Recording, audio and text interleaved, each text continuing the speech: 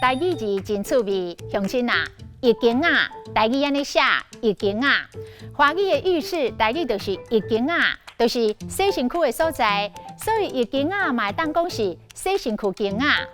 阿公阿嬷拢较惯势讲妇老经啊，妇老经啊是外来语，也毋过吼，阮自细汉浴室拢讲是下经啊，浴巾拢讲是下巾。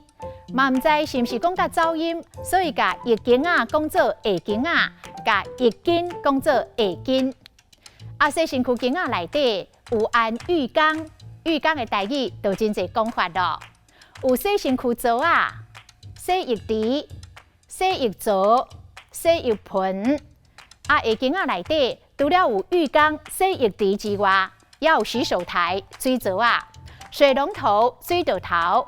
莲蓬头、莲花头，嘛有肥皂，肥皂有讲纱文，嘛有讲地裤。